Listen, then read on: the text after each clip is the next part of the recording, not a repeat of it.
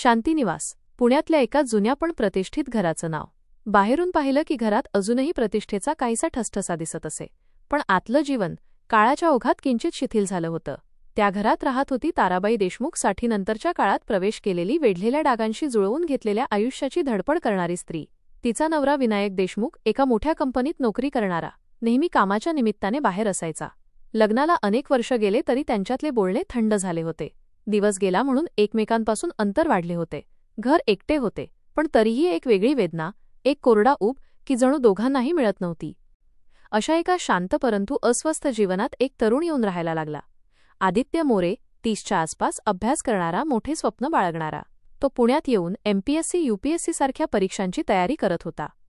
आर्थिक बंधने आणि स्वप्नांची जिद्द हे त्याचे दोन सखोल गुण होते.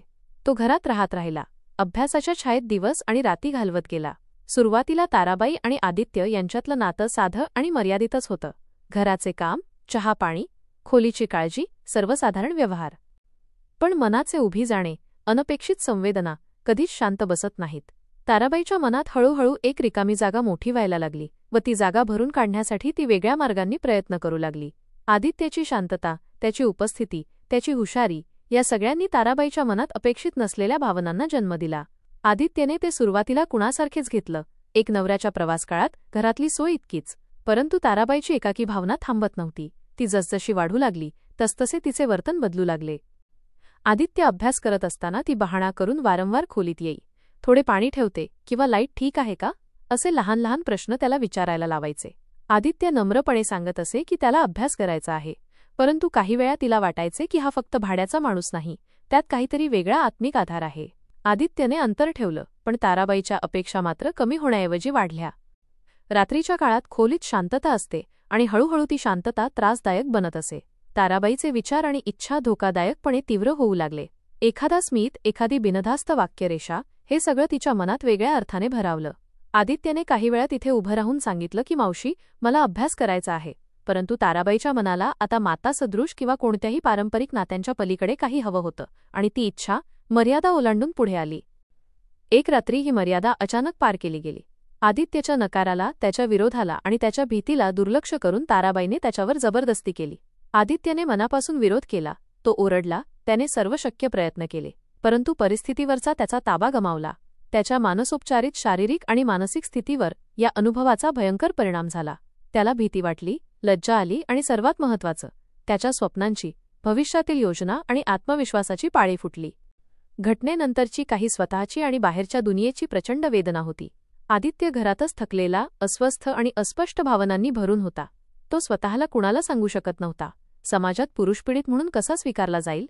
लोकांची टिप्पणी, हसणे, अपमान हे सर्व त्याच्या कानात फिरत असेल याची भीती त्याला होती. तरीही तो काही करू इच्छित होता, पण कसे, कोणाला किंवा कुठे हे स्पष्ट नव्हतं.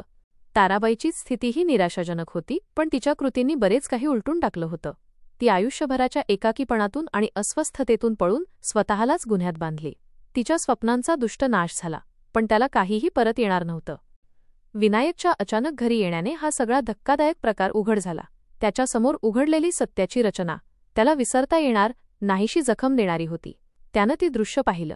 मनातला गोंधळ, आक्रोश आणि अपमानाची भीषण अनुभूती एकत्र होऊन तो पोलीस स्टेशनकडे धावला. पोलिसांना ताबडतोब बोलावण्यात आले आणि काही वेळात पोलिसांनीही घटनास्थळी हजर होऊन तपास सुरू केला. आदित्यने धडधडत्या आवाजात, अश्रू भरलेल्या डोळ्यांनी आणि थरथरत्या हातांनी सत्य उघड केलं. त्याने स्पष्टपणे सांगितलं की त्याने नकार दिला होता व त्याच्यावर दबाव आणि जबरदस्ती करण्यात आली. पोलिसांनी ताराबाईला चौकशीनंतर अटक केली. त्यावेळी घराला आणि तिथल्या लोकांना घेरून पाहणाऱ्या नजरा, गळी झालेले शब्द आणि समाजाच्या गदारोळात त्यांची प्रतिष्ठा दोन थरांनी पिळावून गेली. घटनेची नोंद पोलिसांकडे झाली, चौकशी सुरू झाली आणि पुढील कायदेशीर प्रक्रियेची अधिसूचना दिली गेली.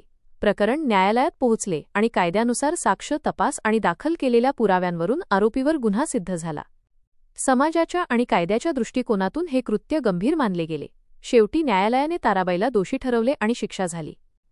तिच्या शिक्षेच्या बातमीने घरात आणि समाजात विरोधाभासी भावना निर्माण केल्या. काहींना हे कठोर म्हणणे योग्य वाटले, काहींना आश्चर्य वाटले, परंतु कायदा आणि न्याय यांचे नियम स्पष्ट होते. कोणत्याही घटनेत, कोणत्याही वयात, कोणत्याही व्यक्तीने केलेले कृत्य कायद्याखाली येते आणि त्याला अनुशासनात्मक परिणाम भोगावे लागतात.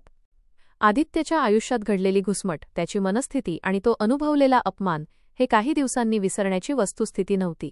पण न्यायाच्या प्रक्रियेमुळे किमान कायदेशीर मान्यतेचा व आसरा मिळाला हे खरे. आणि ताराबाईला दिलेली शिक्षा तिच्या कृत्यांची कायदेशीर प्रतिक्रिया होती. त्या क्षणी गोष्ट थांबली. पोलीस आले, तपास झाला आणि शिक्षा ठरली. कथा इथं थांबते.